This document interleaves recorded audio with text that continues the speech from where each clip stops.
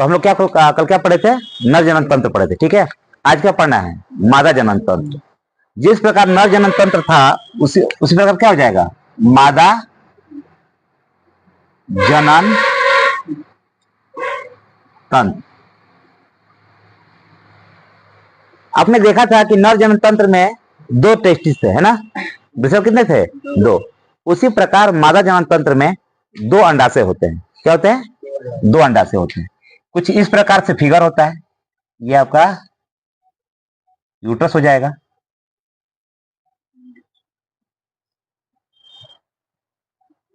और यहां से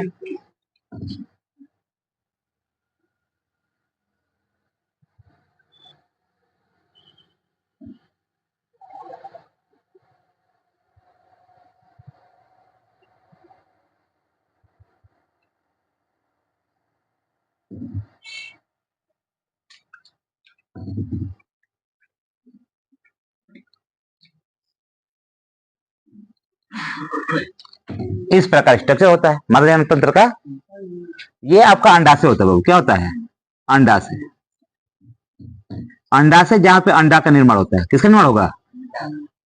जहां अंडे का निर्माण होता है। अंडे का निर्माण होता है।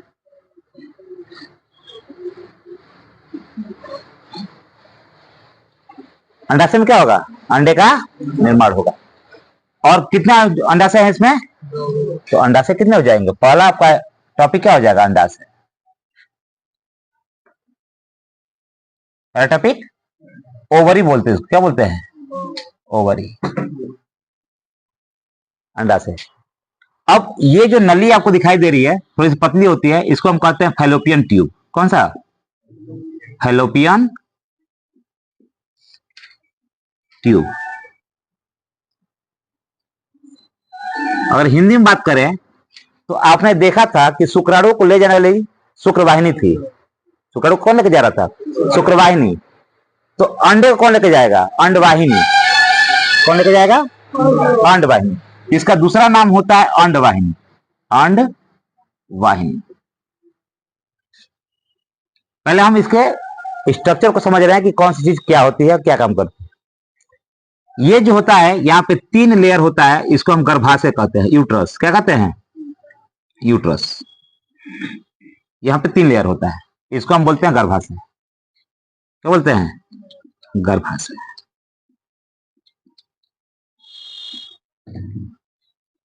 तीन चीज अभी हमने देखा, अंडाशय, फैलोपियन ट्यूब और गर्भाशय। होता ये है कि अंडे का निर्माण कहां बनेगा? होगा अंडाशय में। जब अंडाशय में अंडे बन जाते हैं तो यहाँ पे कीप होता है। क्या होता है? कीप। रोम के समान होते हैं। इसके समान? रोम के समान कीप होते हैं। ये कीप क्या करेंगे? जो अंडा बन जाएगा वो अंडे को तैराते हुए कहां पहुंचा देंगे? फैलोपियन ट्यूब तक। और मानव में अगर पूछे कि मानव में निषेचन की क्रिया कहां होती है, निषेचन मतलब क्या होता है?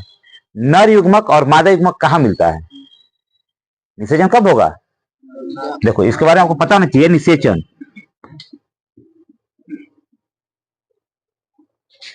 का मतलब होता है नर युग्मक। नर युग्मक क्या होता है? शुक्राणु। कल का पढ़ चुके, फिर भी आप लोग याद नहीं है। शुक्राणु। और मादा युग्मक क्या होता है? अंडाणु।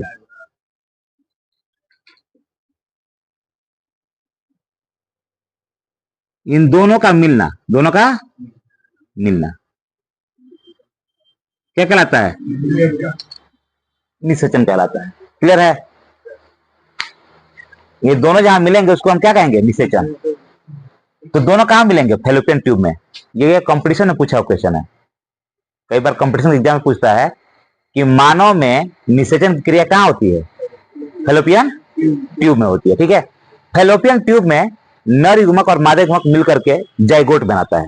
जब ये दोनों मिलकर क्या बनता है? देखिए अभी इसको क्या कहेंगे? युग्मक। लेकिन जब ये दोनों मिल जाएंगे तो उसे कहा जाता है युग्मनज। पूरा प्रोसेस लिखा था ना, नर युग्मक मादा युग्मक जब दोनों सेचन कर रहे थे तो युग्मनज का निर्माण कर रहे थे। युग्मनज विकसित होकर क्या बन रहा था? भ्रूण। और डिलीवरी के समय तक वो क्या कहलाता है? भ्रूण ही कहलाता है, चाहे वो 1 महीने का हो या 9 महीने का हो। इसे क्या कहते हैं? भ्रूण कहते हैं। अंडाशय में अंडा बन गया और अंडा कहां पहुंचकर इंतजार करता है? फैलोपियन ट्यूब में। अगर पूछे कि मानव में सबसे बड़ी कोशिका कौन सी है? अंडाणु। कौन सा है? अंडाणु। और सबसे छोटी कोशिका? शुक्राणु। कल समझाए थे कि सबसे छोटी कोशिका कौन सी है? शुक्राणु। और सबसे बड़ी कोशिका? अंडाणु। और सबसे लंबी पूछे तो न्यूरॉन। मानव में 3 ही कोशिका, बड़ी, छोटी और लंबी। ठीक है, तो इसको याद रखिएगा, जिस दिन पूछेंगे उस दिन बहुत मारेंगे, याद नहीं तो। फैलोपियन ट्यूब, यहाँ पे अंडा इंतजार करता है। जब शुक्राणु आता है, निषेचन हो जाता है, तो निषेचन के बाद वो अपने आप को क्या करता है? डिफ्यूज करता है, मतलब 2 से 4, 4 से 6, 8 ऐसे विकसित करते हुए जाता है। और विकसित करते हुए आता है कहां पे? गर्भाशय में। और यहाँ पे आकर के अध्यारोपित हो जाता है। इसका जो ये वाला दीवार ये टूट जाता है और इसके अंदर वो स्थापित हो जाता है। कौन? जो भ्रूण बना आपका, युग्मनज जो बना है ना, उसके अंदर स्थापित हो जाएगा। और वो फिर 9 महीने तक वहीं पे पोषण लेता रहता है प्लेसेंटा के द्वारा। अपरा कहते हैं उसे। अब देखे होंगे बच्चे का जब जन्म होता है तो नाल होता है, उसको काटा जाता है। तो बच्चा नाल के द्वारा ही पोषण लेता है। किससे? अपनी माता से। ठीक है, बच्चा ही नहीं, जानवर में भी आप देखेंगे नाल जरूर होता है। ठीक है, गाय भैंस वगैरह से देखते ही हैं आप नॉर्मली। छोटे बच्चों का भी नाल होता है, जिसको मतलब वो खुद ही साफ कर लेती है। उनके यहाँ कौन सा डॉक्टर जाता है? तो सबको उनके हिसाब से मिला हुआ है। अब यहाँ पे एक होता है ग्रीवा। यहाँ पे क्या होता है? ग्रीवा। महिलाओं में कैंसर ग्रीवा से शुरू होता है। महिला में कैंसर कहां शुरू होता है? ग्रीवा से। और पुरुष में अगर कोई दिक्कत होता है तो उसका कैंसर कहां शुरू होगा? प्रोस्टेट ग्लैंड से। जिसकी जिम्मेदारी ज्यादा होती है, मुसीबत भी उसी पे आती है। कल कह रहे हैं, देखिए प्रोस्टेट ग्लैंड का काम है ना, जब यूरिन आ रहा है तो सीमन को रोक दो, और जब सीमन आ रहा है तो यूरिन को रोक दो। दोनों को रोकने का काम वही करता है ना, कि आवश्यकता किसकी है, किसको आगे जाना है, किसको नहीं जाना है, उसके हिसाब से रोकता रहता है। तो एज के साथ साथ उसमें दिक्कत आती है। तो हमने बताया था कल ही आपको कि कई लोग क्या करते हैं, सीजर करके उसको हटा देते हैं ऑपरेशन करके। वैसे ही महिलाओं में क्या होता है? ग्रीवा। ठीक है, सर्विक्स बोलते हैं इसे। सर्विक्स में अगर कुछ दिक्कत आता है तो उसमें सर्विक्स का कैंसर हो जाता है। और ये कैंसर कहां तक फैल जाता है? यूट्रस तक। और यूट्रस तक अगर कैंसर फैल गया तो एक ही उपाय है आपके पास, यूट्रस को काट करके बाहर निकालना होगा। यूट्रस काट करके, तो अब वो फिर कभी मां नहीं बन पाएंगी। जिस महिला का यूट्रस काट कर अगर बाहर निकाल देंगे आप, तो फिर कभी अपना मतलब मां नहीं बन पाएंगी। फैलोपियन ट्यूब, देखिए हमने आपको बताया था कि नर में जो वास्ट डिफरेंस था, शुक्रवाहिनी थी, उसको काट देने पर पुरुष नसबंदी होता है। देखिए पूछता है, क्वेश्चन पूछा हुआ है कि पुरुष नसबंदी को क्या कहते हैं? पुरुष नसबंदी तो क्या कहते हैं, और महिला नसबंदी को क्या कहते हैं? महिला नसबंदी कहिए चाहे नलबंदी कहिए, दोनों एक ही है। ठीक है, नसबंदी। पुरुष नसबंदी को कहते हैं, उसका नाम था वास्ट डिफरेंस। क्या नाम था? Vast difference. तो वैसेक्टोमी, क्या नाम होता है? वैसेक्टोमी।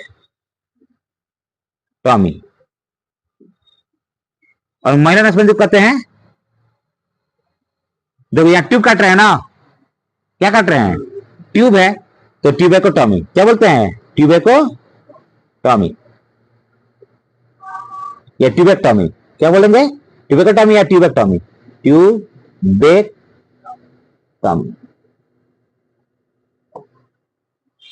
महिला नसबंदी क्या बोलेंगे? ट्यूबेक्टॉमी। और पुरुष नसबंदी को वैसेक्टॉमी। अगर ये बताइए कि यहां अगर काट दिया जाए, इसको यहाँ पे काट दिया जाए, अंडा बनेगा, लेकिन क्या हो जाएगा? और जब वो नहीं जाएगा तो शुक्राणु के आने जाने से क्या फर्क पड़ता है? जब तक दोनों नहीं मिलेंगे, मतलब नर युग्मक और मादा युग्मक दोनों नहीं मिलेगा, तब तक हो पाएगा कुछ? दोनों मिलना चाहिए ना। और यहाँ पे काट दिया गया है कि भाई आगे का रास्ता जाम, मतलब खत्म हो गया। जैसे पुल टूट गया था इधर रोड, उधर गाड़ी उधर, इधर गाड़ी इधर, अवगमन बांधित हो गया था ना। उसी प्रकार अगर इसको हम यहाँ से काट देंगे तो अंडा बनेगा, लेकिन ऊपर नहीं आएगा। और हम जब वो शुक्रवाहिनी को काट रहे थे तो शुक्राणु बन रहा था, लेकिन शुक्राणु शुक्राशय तक नहीं पहुंच रहा था। बस दोनों काम हो जाएगा। तो अंडाशय के बाद क्या पढ़ना है आपको? फैलोपियन ट्यूब, अंडवाहिनी। क्या पढ़ना है? अंडवाहिनी या फैलोपियन ट्यूब। फैलोपियन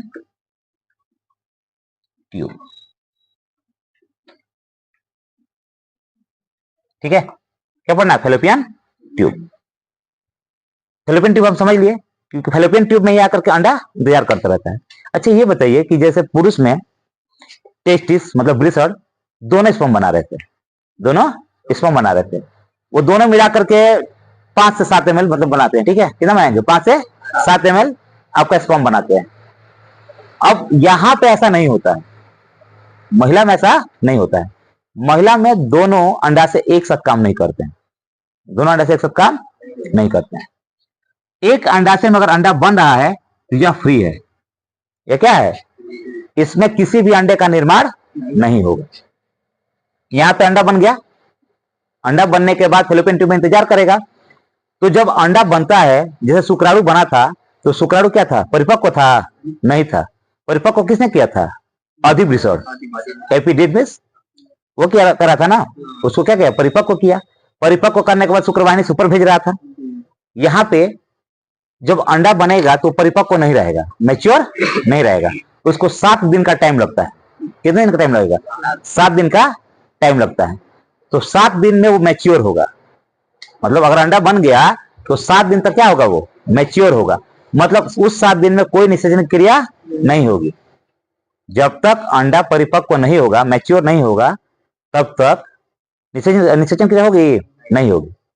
तो जब निषेचन की क्रिया नहीं होगी तो कब होगी निषेचन क्रिया?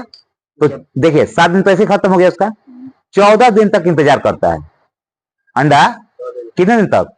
14 दिन तक इंतजार करेगा। मतलब अगर 7 दिन तक, तो क्या रहा? पहला सप्ताह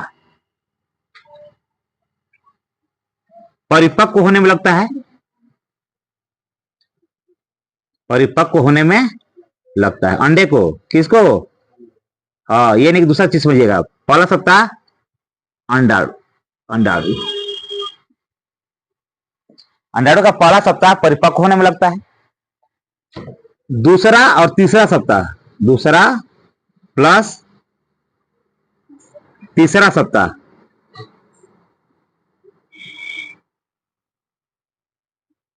वो वेट करता है किसका? शुक्राणु का।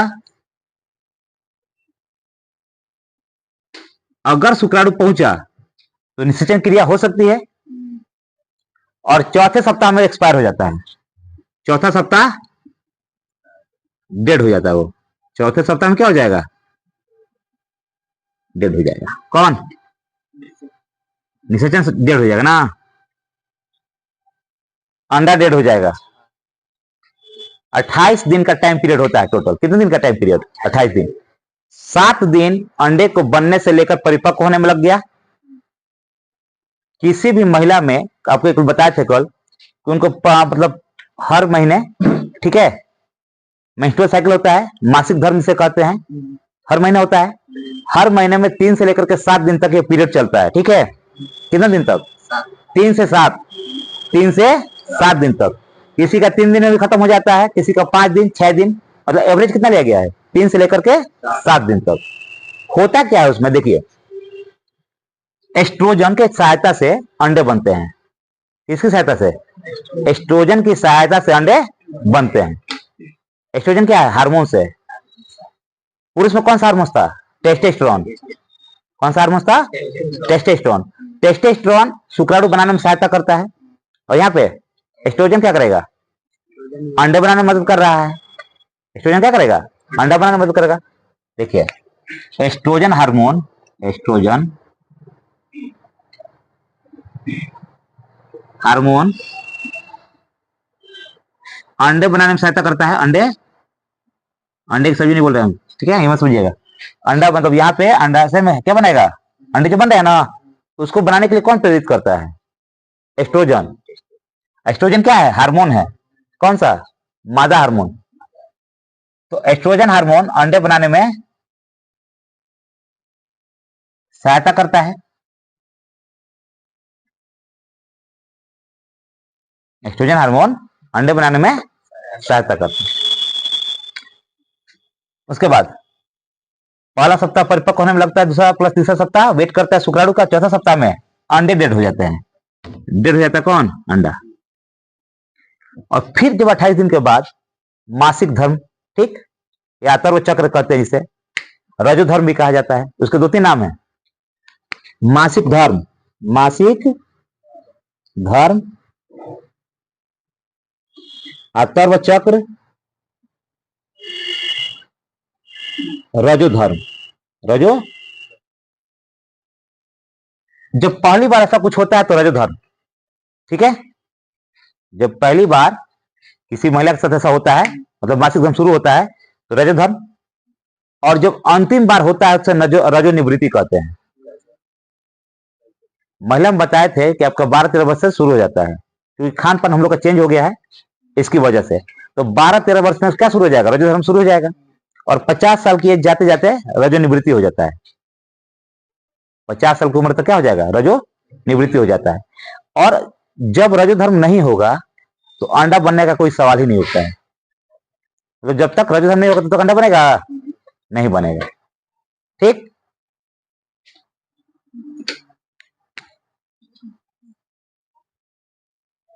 ये आपका हो गया। अभी तक हमने क्या क्या समझा, अंडों का निर्माण कहां होता है, अंडाशय में। अंडा बनने के बाद कहां वेट करता है, हाँ, फैलोपियन ट्यूब में वेट करता है। अगर निषेचन की क्रिया संपन्न हो गई तो वह युग्मनज कहां जाएगा, गर्भाशय में। कहां जाएगा, गर्भाशय में। इसे बोलते हैं ग्रीवा या सर्विक्स। क्या बोलते हैं, ग्रीवा या सर्विक्स बोलते हैं। और इसके नीचे ऐसा होता है योनि, ठीक है। यहाँ पे क्या होता है, योनि, यहाँ पे योनि होता है। योनि, योनि के रास्ते से स्पर्म अंदर जाता है, योनि के रास्ते से स्पर्म अंदर जाता है। योनि के मतलब रास्ते ही रजोधर्म होता है। योनि के रास्ते क्या हो जाएगा, रजोधर्म होता है। और योनि के रास्ते ही बच्चे का जन्म होता है, ठीक है। यहां से बच्चे का जन्म, रजोधर्म, और 3 चीज बताया अभी। हाँ, स्पर्म को अंदर जाना, ये सारा काम कहां से होगा, योनि से होगा।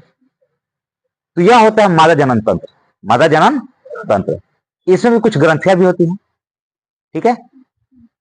तो अभी हम लोग ने देखा अंडाशय, फैलोपियन ट्यूब, गर्भाशय। हाँ, ये सुन लीजिए, जब अंडा बन गया और निषेचन क्रिया नहीं होती है, मान लीजिए कि 3 सप्ताह बीत गया और निषेचन क्रिया नहीं हुई, तो अब ये धीरे धीरे अंडे क्या हो जाएंगे, मरने चालू हो जाएंगे। क्या हो जाएंगे, मरने। देखिए एक एक चीज लिखते चलते हैं। तीसरा नंबर अंडवानी हो गया था ना, उसके बाद क्या है बाबू, गर्भाशय। गर्भाशय, इसको यूट्रस बोलते हैं। 4 नंबर आपका क्या है, योनि। 5 नंबर पे आपके आ जाएंगे सहायक ग्रंथियां। क्या आ जाएंगी, सहायक ग्रंथियां। सहायक ग्रंथियां में 2 ग्रंथियां होती है, एक होती है बार्थोलिन ग्रंथि, बार्थोलिन ग्रंथि, और एक होती है पेरिनियल ग्रंथि, पेरिनियल ग्रंथि। 2 ग्रंथि कौन कौन सी, बार्थोलिन ग्रंथि और पेरिनियल ग्रंथि। देखिए बार्थोलिन ग्रंथि का काम क्या होता है, इन सबका काम आपको पता है ना, समझाए हैं अभी। बार्थोलिन ग्रंथि जो होता है, अभी सबके बारे में डिटेल बताएंगे, पहले आप इसको अच्छे से समझ लीजिए कि होता क्या है, ताकि आपका दिमाग में कॉन्सेप्ट क्लियर रहेगा, चित्र आप अच्छे से बना सकते हैं। बार्थोलिन ग्रंथि जो है, यह मैथुन के समय, यह मैथुन के समय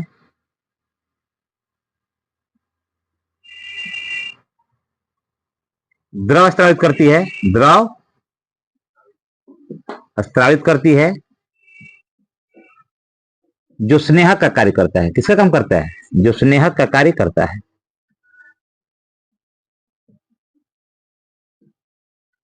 का कार्य करता है। और एक होती है पेरिनियल ग्रंथि,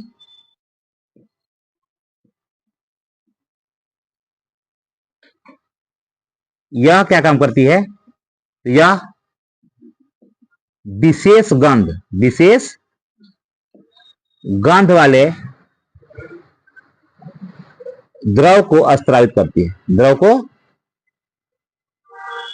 स्रावित करती है। ये दोनों के काम है। बार्थोलिन ग्रंथि क्या काम करती है? तो जब मैथुन की क्रिया हो रही होगी तो उस समय एक ऐसे द्रव का स्रावित करती है जो स्नेह का काम करे, मतलब जो आसानी से काम को होने दे। और पेरिनियल ग्रंथि ये एक ऐसे द्रव का स्रावित करेगी जिससे एक विशेष प्रकार की क्या हो, महक उत्पन्न हो। उसके लिए कौन सी? पेरिनियल ग्रंथि। और बार्थोलिन स्नेह के लिए। अब बारी आती है बाबू कि जो मादा हार्मोन है वो क्या क्या होता है। मादा हार्मोन में दो तरह का हार्मोन देखिए, एक तो हो गया एस्ट्रोजन हार्मोन, और ये लिख देते हैं मादा हार्मोन। मादा हार्मोन हार्मोन्स एक तो हो गया एस्ट्रोजन जो अंडा बनाने में सहायता करता है, प्रेरित करता है अंडा बनाने के लिए। एक होता है प्रोजेस्टेरॉन। क्या होता है? प्रोजेस्टेरॉन। और जब आप ये नाम याद रख रहे थे, एक और नाम याद रखिए, corpus luteum. Corpus luteum. Corpus luteum. और एक नाम याद रखिए, एंडोमेट्रियम। एंडोमेट्रियम। अब ये सब होते क्या है ये जानना जरूरी है ना, क्योंकि अगर ये सब पूरा फिगर आप समझ गए तो मादा जनन तंत्र आपको रटना नहीं पड़ेगा।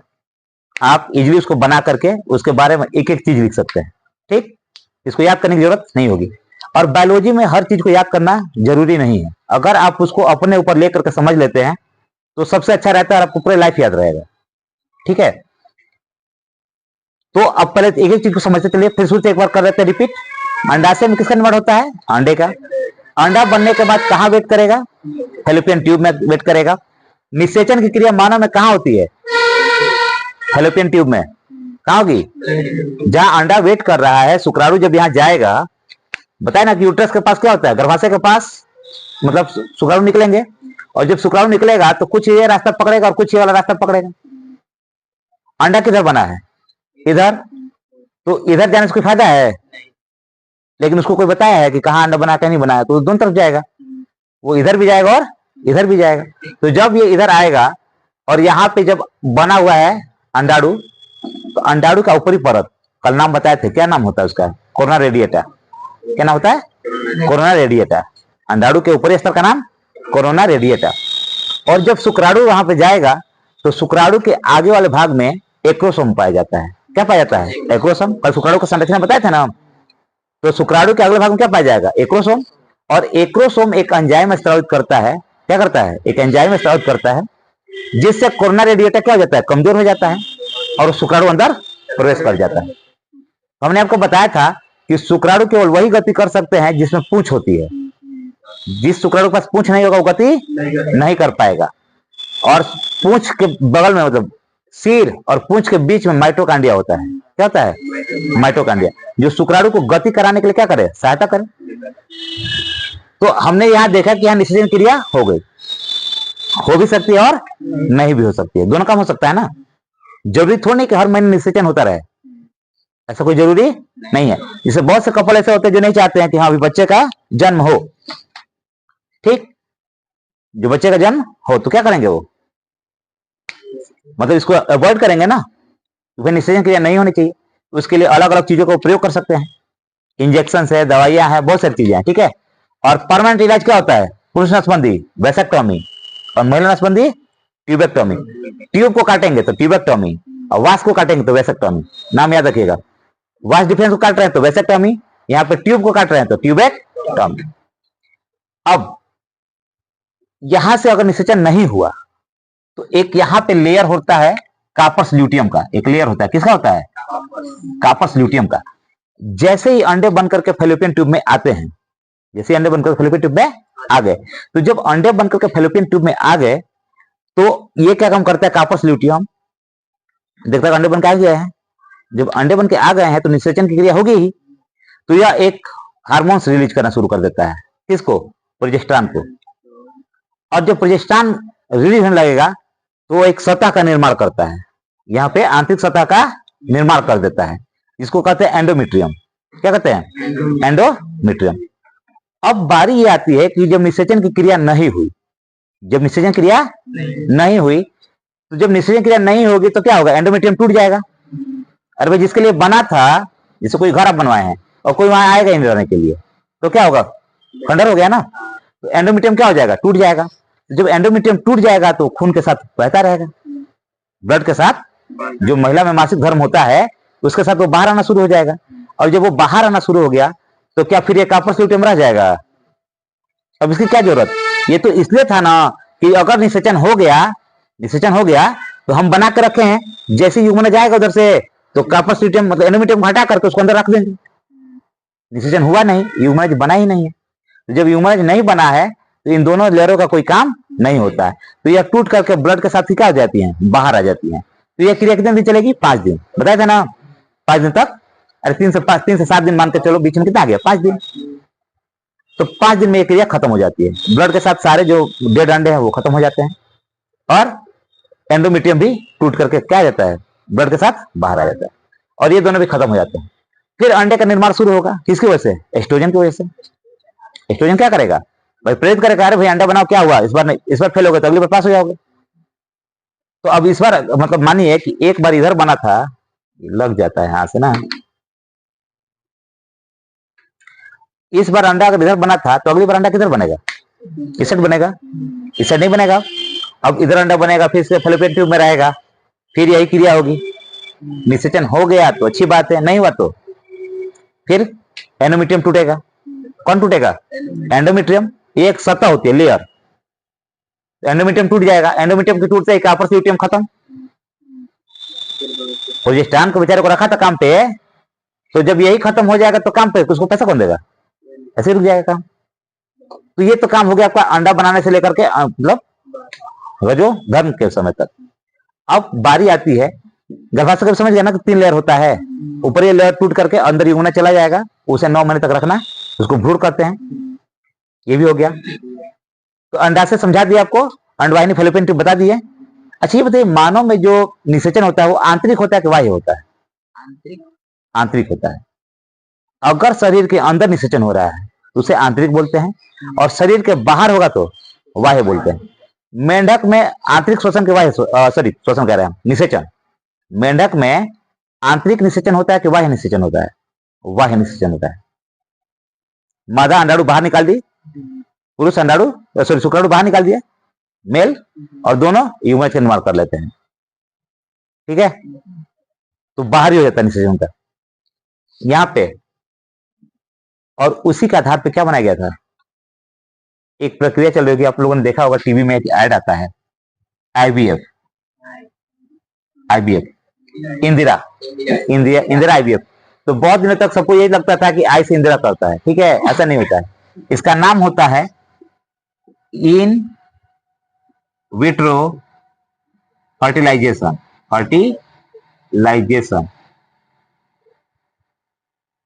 इन विट्रो फर्टिलाइजेशन इसका नाम होता है बाबू, ठीक है, आईवीएफ।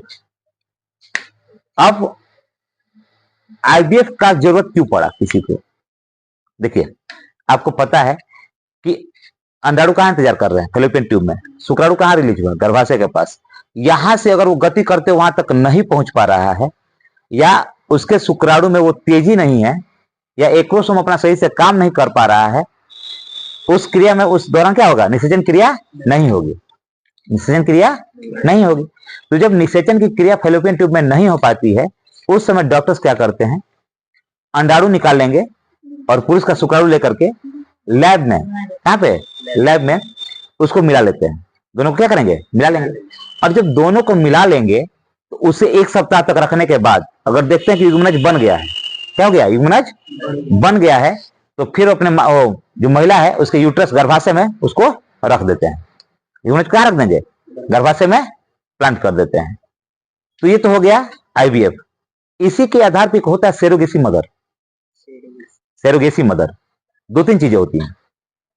सेरोगेसी मदर का क्या मतलब होता है कि जब आप, एक मूवी बनी है इस पे, अंग्रेज लोग रहते हैं, 2 अंग्रेज आते हैं, भारत में आते हैं, एक महिला को हायर करते हैं, उसे पैसा देते हैं।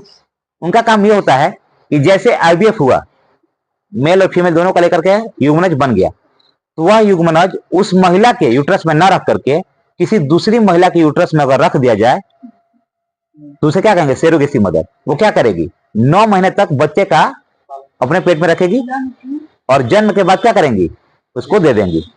जिसका है मतलब बच्चा उसको क्या करेगी, दे देगी। तो 9 महीने तक उसको पोषण मतलब वही देगी ना शरीर से अपने। जब 9 महीने तक उसको पोषण सब देगी, जन्म देने के बाद किसको देना है, जिसका वो बच्चा है। मतलब उस बच्चे का गुण उस माता से नहीं मिलेगा जिसके पेट में है, क्योंकि गुणसूत्र किसका मिला था, उस हाँ उस पुरुष का मिला और उस महिला का मिला है ना। ये तो अपने पास रखी है ना केवल, ठीक है। तो उसे कहते हैं सेरोगेसी मदर। बहुत सी भारत में एक्ट्रेस हैं जो सेरोगेसी मदर करती हैं, सेरोगेसी करेंगी। सेरोगेसी का मतलब ये हो जाता है बाबू कि अपना फिगर खराब ना हो, क्योंकि जब बच्चा धारण करता है कोई महिला तो बहुत से हार्मोन्स रिलीज होते हैं बॉडी में, बहुत से हार्मोन्स रिलीज होते हैं, और जब बच्चे को आप जन्म देंगे उसके बाद भी रिलीज होते हैं। तो अब देखिएगा कोई भी महिला है बहुत दुबली पतली भी होगी ना, तो बच्चे को जन्म देने के बाद वो थोड़ी क्या हो जाती है, मोटी हो जाती है, मोटी हो जाएंगी, क्योंकि हार्मोन्स इतना ज्यादा रिलीज होता रहता है उनके शरीर में। फिर दूध मतलब पिलाना है बच्चे को, होगा ना, तो दूध स्टाउट होगा। तो इन सब चीजों को देखते हुए कि मतलब उनके फिजिकल नहीं होता है, कुछ बदलाव ना हो, कुछ चेंजेस ना हो, इसके लिए वो क्या कर लेती है, कौन सी मतलब सेरोगेसी मदर, दूसरे को भाई दे दो कि हमारा बच्चा पाल करके 9 महीने बाद दे दीजिएगा। अच्छा ये बताइए कि अगर वो महिला 9 महीने अपने बच्चे को अपने पास नहीं रखे तो क्या उसको दूध बनेगा, नहीं बनेगा उस महिला का दूध, क्योंकि सेरोगेसी मदर में उसका दूध बनेगा ना जो अपने बच्चे को पाला है पोसा, क्योंकि हार्मोन्स जब रिलीज होगा तो वही दूध उत्पन्न करता है, दूध उत्पन्न करेगा। जब दूध उत्पन्न करेगा कब, जब आप बच्चे को पेट में रखें तब ना। ये लोग तो क्या देख करके चले आए बस, अंडाणु तो हर महीने बन रहा है ना, अंडाणु क्या हो रहा है, हर महीने बनता है। तो जब अंडाणु हर महीने बन रहा है, हर महीने निषेचन क्रिया नहीं होती है, ठीक, तो इनमें कोई परिवर्तन नहीं होगा। ये सारा परिवर्तन किसमें होगा, उस महिला में होगा। इसे हम कहते हैं सेरोगेसी मदर। तो आपको क्या क्या चीज बताए हैं आप, देखिए मादा हार्मोन्स में कौन कौन से, एस्ट्रोजन और प्रोजेस्टेरॉन, एक और होता है एलएच एफएसएच होता है, तो उसको हम लोग बाद में देख लेंगे, ठीक है, वो इंपॉर्टेंट आप लोगों में नहीं है, वो हाईली मतलब होता है। उसके बाद एस्ट्रोजन और प्रोजेस्टेरॉन, ये कौन सा हो गया, मादा हार्मोन्स हो गया। उसके बाद ग्रंथि कौन कौन सी होती है, मानव ग्रंथि 3 थी, मानव कितनी ग्रंथि, 3, कौन कौन सी, प्रोस्टेट, काउपर और पेरिनियल। 3 ग्रंथि किसमें थी, पुरुष में, और महिला में 2, बार्थोलिन और पेरिनियल। 2 ग्रंथि किसमें है, महिला में, और 3 ग्रंथि किसमें थी, पुरुष में थी। अंडाशय आपको समझ में आ गया, अंडावाहिनी समझ में आ गया, गर्भाशय बच्चे को 9 महीने तक पालने का काम करता है। उसके बाद योनि पता ही है, योनि के रास्ते से प्रसव, योनि के रास्ते से मतलब बच्चे को जन्म देना, ठीक है, प्रसव कहलाता है। रजोधर्म किसके रास्ते, योनि के रास्ते। उसके बाद शुक्राणु के पहुंचने का रास्ता योनि। सहायक ग्रंथि में 2 ग्रंथि आपको समझा दिए, इसके बारे में लिखवा भी दिया है कि यह मैथुन के समय क्या करता है, द्रव स्रावित करता है, जो स्नेह का कार्य करती है। स्नेह क्या होता है, किसी भी काम को आराम से काम करना पड़े, जिससे मान लीजिए हम लोग गाड़ी वगैरह होता है, बहुत सी मशीन होती है जहाँ पे मोबिल डालते हैं, जाके वो आराम से अपना काम कर सके, उसे स्नेह कहते हैं, ठीक। तो ये भी क्या करेगा, एक द्रव स्रावित करेगा जो स्नेह का कार्य करे, जो मैथुन के समय स्नेह का काम करे। पेरिनियल ग्रंथि एक विशेष ग्रंथि युक्त वाले द्रव का स्रावित करती है। इसमें अगर किसी को कुछ पूछना है, कोई भी टॉपिक अगर आपको समझ में नहीं आया हो, पूछ सकते हैं, देख लीजिए, नहीं तो नोट कर लीजिए।